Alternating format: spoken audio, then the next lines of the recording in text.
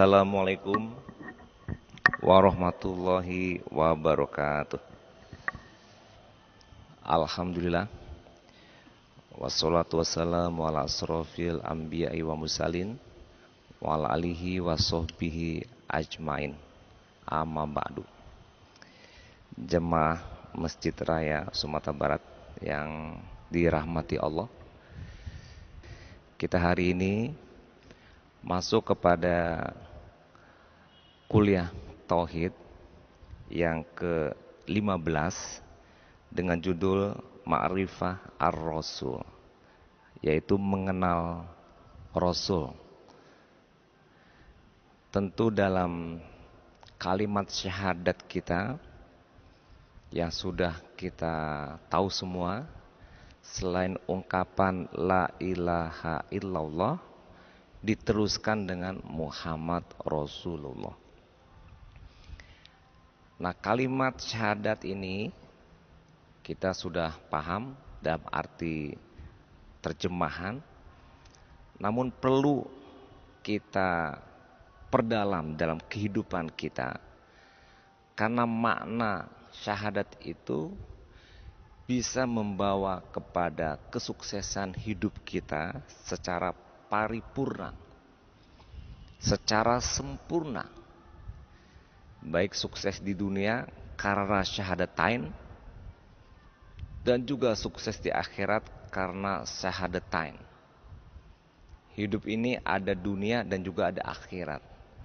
Makanya doa kita yang kita juga sudah hafal semua, Robbana atina fid dunya hasanah wa fil akhirati hasanah wa qina azabannar. Ini doa pamungkas. Yang ingin saya jelaskan di sini, doa ini menunjukkan kita minta kepada Allah di dunia baik, di akhirat juga baik. Jadi ada dua kehidupan yang tentu keduanya ini kita akan mendapatkan kebaikan. Bagaimana satu di antara yang harus kita miliki untuk mencapai kebaikan itu adalah syahadatain, ungkapan dua kalimat syahadat, La ilaha illallah dan Muhammad Rasulullah. Bapak Ibu yang saya hormati, saya tidak akan menjelaskan lagi tentang La ilaha illallah, karena dari pertemuan pertama sampai terakhir kemarin masih kita membahas tentang La ilaha illallah. Nah, berikutnya kita bicara Muhammad Rasulullah, lanjutannya yang tentu di dalamnya kita ingin memperdalam dan mengenal Nabi Muhammad Rasulullah SAW dan juga Nabi dan Rasul lainnya yang juga mendapatkan amanat dari Allah, menerima wahyu dan menyebarkan wahyu kepada manusia. Bapak Ibu yang saya hormati, kenapa pentingnya Rasul? Sederhana saja Bapak Ibu, karena kita butuh contoh, kita butuh jukla, butuh bukti. Karena tanpa contoh tidak mungkin. Misalnya dalam Al-Quran disebutkan aqimus sholah atau yuqimunas sholah atau tegakkan sholat. Nah, gimana coba? Betul ada perintah sholat dalam Al-Quran, tapi ketika menjalankan sholat, apa bisa kita? Nanti ada yang sholatnya bersemedi, ada yang sholatnya sambil tiduran, ada yang sholatnya bersila, ada yang sholat tangannya kemana-mana, bahkan di zaman jahiliyah sholatnya sambil berlari-lari, bernari-nari, macam-macam. Itu yang wajib saja. Makanya butuh contoh jukla, makanya ada Rasul. Jadi kita berislam itu nggak cukup dengan cuman La ilaha illallah, harus disambung dengan Muhammad Rasulullah. Nah, itu satu misalnya contoh. Dan banyak lagi dalam kehidupan. Kalau memang Islam itu untuk kehidupan, yang namanya hidup itu dari pagi, siang, sore, malam, tidur, bangun lagi, dan terus nyambung lagi siang, sore, malam, begitu terus. Coba, yang namanya hidup seperti itu, ada kala kita makan, kala kita minum, kala kita bekerja, saat kita bersama orang, saat kita berkeluarga, ada suami, ada istri, saat kita di luar ruangan, dalam ruangan, 24 jam dikali 7 hari. Kehidupan supaya hasanah, ya ikut Nabi. Gimana caranya? Ada Rasul Muhammad Rasulullah SAW sebagai contoh, sebagai yang memberikan petunjuk. Jadi enak kita mengikuti sesuatu, sudah ada bukti yang benar, contoh yang betul, tauladan yang baik. Kalau kita ikuti, pasti benar, pasti sukses, dan tidak ada salah. Nah, jadi Bapak Ibu, kenapa menyambung kalimat la ilaha illallah dengan Muhammad Rasulullah? Karena perlu contoh. Manusia ini dengan ada contoh mudah. Coba Bapak Ibu, di sini misalnya pimpinan atau guru atau siapalah namanya, pelatih, dia berdiri tegak di depan peserta, depan anak buahnya. Ayo Bapak Ibu sekalian, kamu kerjakan begini begitu terus ngomong aja, nggak ngasih contoh, bingung. Mungkin yang mudahnya memberikan arahan memasak. Ya, coba untuk makan rendang, masak rendang. Ambil daging sekian kilo, potong-potong kecil-kecil. Ambil bawang dipotong, dikupas, wah, disebut hatu-hatu. Nggak ada contohnya. Perintahnya ada. Bingung itu ibu-ibu membuat rendangnya. Tapi kalau contoh nih daging ibu-ibu, nah daging dipotong kecil-kecil, nah ini kecil-kecilnya nih segede ini kecilnya. Cara motongnya begini, ini ada pisau begini. Orang ngelihat ada contoh. Bawang nih bawang banyak, jangan diambil semuanya, yang ininya aja dibuang dulu, kulitnya, macam-macam. Cara menggilingnya, sampai mengaduknya pun dikasih tahu. Mateng, baru selesai memberikan contoh. Nah, jadi Bapak Ibu, hadirnya Rasul itu suatu keniscayaan yang tidak mungkin tidak, mesti ada. Oleh karena itu kita harus juga merujuk kehidupan kita kepada Rasul. Dalam Al-Quran banyak sekali. Ya ayyuhalladzina amanu atiullaha wa rasulahu wa atiur rasul, ya, wa uli amri minkum. Jadi atiullaha wa atiur rasul. Cintai Allah, cintai Rasul. Cintai Allah, ikuti Rasul. Nah, itu banyak ayat Al-Quran. Jadi Allah sendiri memang menyuruh kita berislam itu dengan mengikut Nabi. Nah, Bapak Ibu, ini singkat saja saya ingin menjelaskan untuk menyambung tentang bagaimana kita mengenal Rasul. Dalam kaitan dengan syahadatain, 2 kalimat syahadat, apa yang kita nyatakan, deklarasikan itu mesti diikuti dengan Muhammad sebagai Rasulullah. Nah, Bapak Ibu yang saya hormati,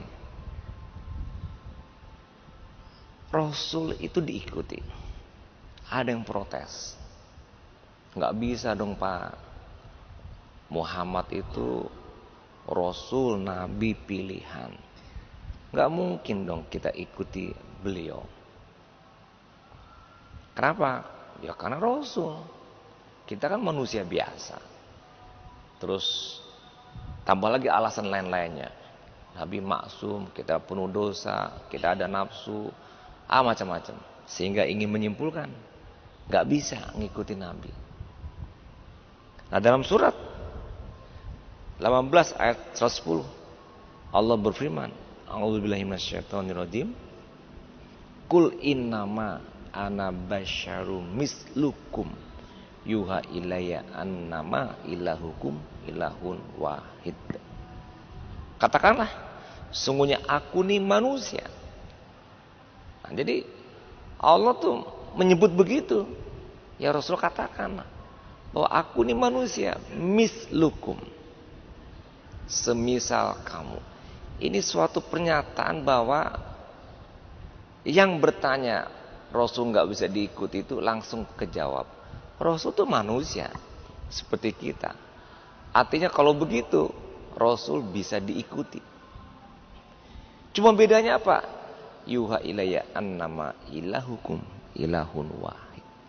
Bedanya Rasul itu cuma satu, dia menerima wahyu, sehingga namanya Rasul. Nah kalau yang menerima wahyunya memang gak bisa diikuti. Wah kalau diikuti ya namanya sesat lah. Kayak banyak contoh nabi-nabi palsu yang keluar pada saat ini kan dia menyatakan menerima wahyu kan.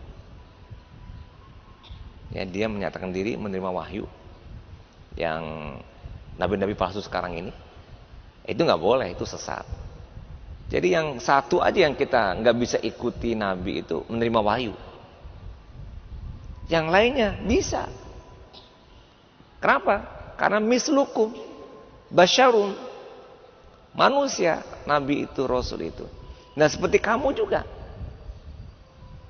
nggak ada bedanya. Nabi makan, kita makan. Nabi minum, kita minum. Nabi berkeluarga, kita berkeluarga. Muhammad Rasulullah SAW bekerja, kita bekerja. Beliau sakit manusia, kita juga sakit. Dia pergi bekerja, dia pergi bermasyarakat, dia pergi ke pasar belanja, dia pergi berdagang. Sama seperti kita. Dia beribadah, kita beribadah juga. Nggak ada bedanya. Oh kebal, karena Nabi nggak kebal. Ketika perang beberapa kali terjatuh, berdarah, giginya patah, nggak ada kebal juga. Sama, kita juga begitu, sakit juga, namanya manusia, capek juga, letih juga. Rasulullah tidur juga, makan minum juga, berkeluarga, beristri, punya anak. Nah jadi Bapak Ibu, ini menjawab bahwasanya tidak ada alasan untuk tidak mengikuti Nabi Muhammad Rasulullah SAW. Karena Nabi Muhammad adalah manusia seperti kita. Bedanya beliau Nabi Muhammad mendapatkan wahyu. Nah memang ayat ini nampaknya dikhususkan kepada Nabi Muhammad Rasulullah SAW yang terkait dengan surat 33 ayat 21 yang juga menyebutkan Rasul sebagai uswah hasanah. Karena begini Bapak Ibu, Nabi Isa alaihissalam Rasul juga, tapi tidak ada dalam Al-Quran yang saya tahu kita disuruh mengikuti Nabi Isa. Nggak ada. Padahal Rasul juga. Kenapa? Coba kalau kita mengikuti Nabi Isa.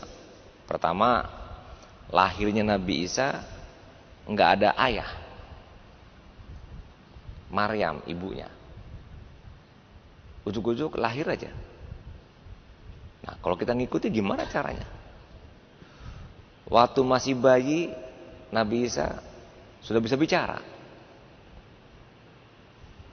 Kemudian ketika remaja, bisa menghidupkan orang mati. Bisa mengobati orang sakit. Kemudian nggak kawin, nggak nikah. Berarti nggak punya anak, nggak punya istri. Nah coba Bapak Ibu, ini apa-apa kalau mau tanya leta lo, nggak menikah. Bapak Zul,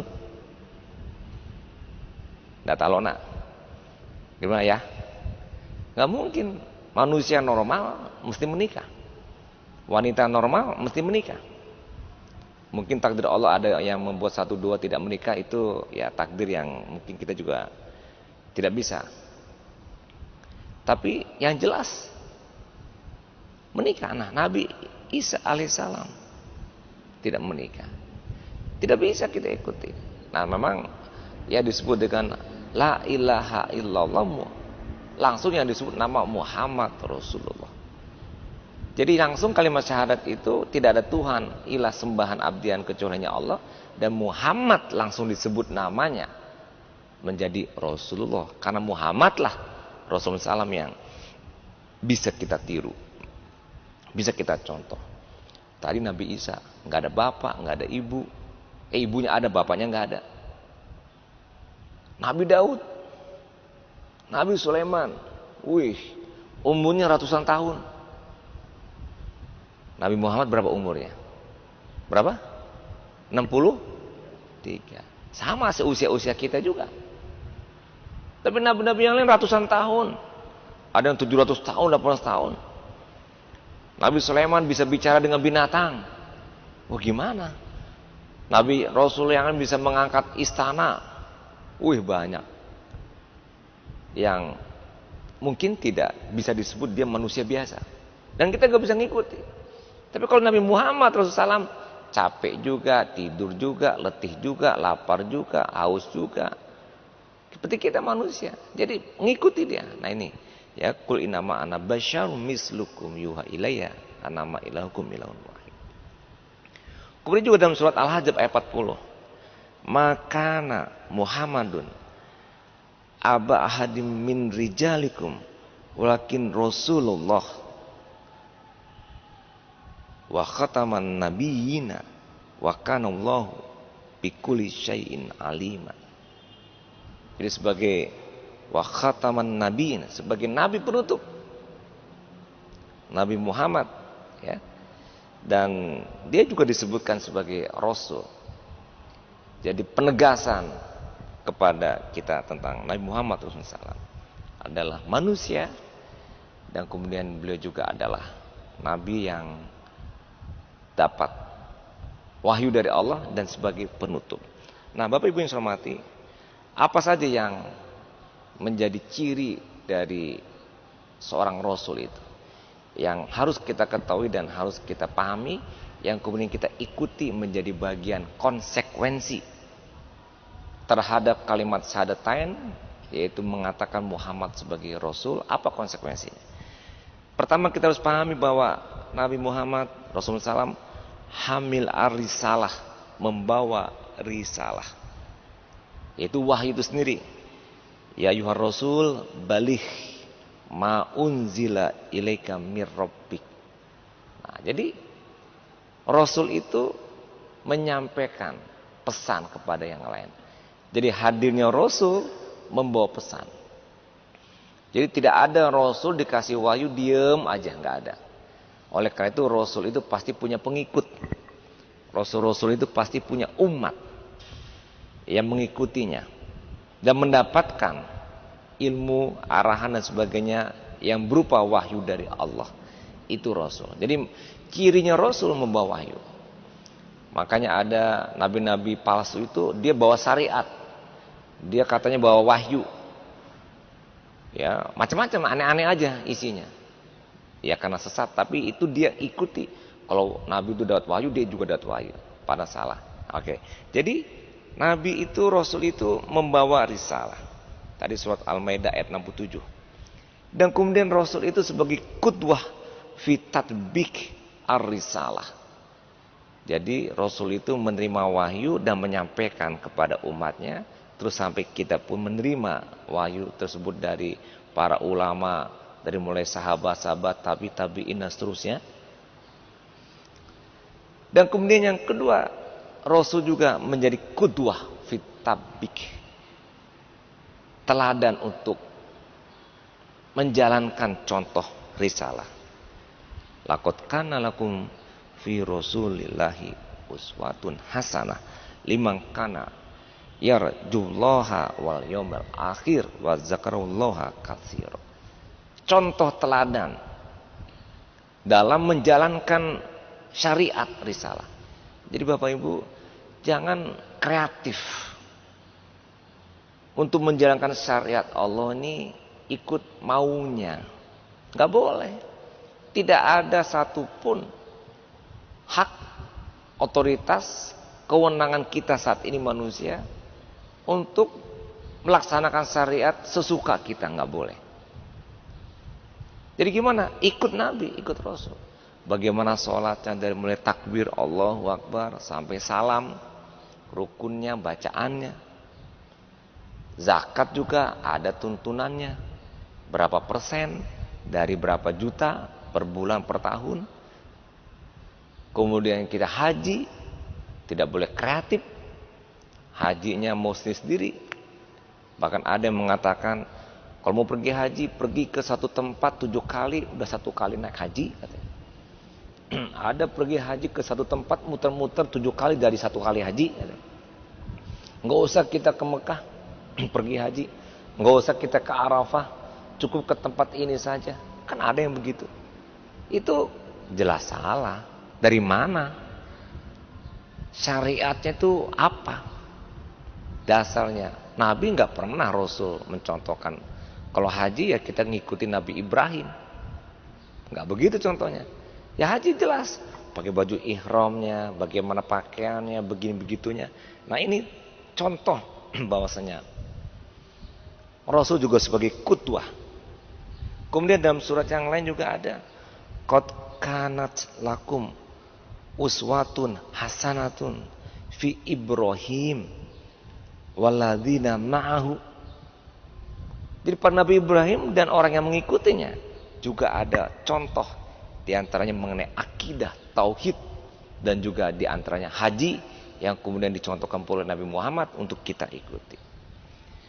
Nah oleh karena itu Bapak Ibu, apa ciri-ciri kerasulan? Pertama pasti para rasul, nabi, dan khusus Nabi Muhammad juga yang kita bicarakan memiliki sifat yang mulia. Wa innaka la ala khuluqin azim. Punya akhlak yang mulia. Jadi kalau kita ngikutin Nabi, mencontoh Nabi, mulia juga. Tidak ada satupun yang salah dari akhlak Nabi. Ikuti. Tidak ada satupun yang menyusahkan akhlak Nabi. Ikuti. Tidak ada satupun yang menderita kita ikut Nabi. Tidak ada. Semuanya akhlak yang bagus.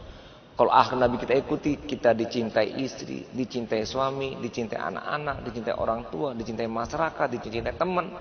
Kalau kita bawa akhlak Nabi dalam pekerjaan, kita disenangi oleh atasan, kita ditempatkan pada jabatan yang baik. Kalau kita kerja akhlak Nabi di masyarakat, kita diterima oleh masyarakat. Begitulah contoh akhlak Nabi. Kemudian ciri Nabi juga punya mukjizat. Ini ada contohnya, iktarobatis sa'ah wan syaqqal qamar.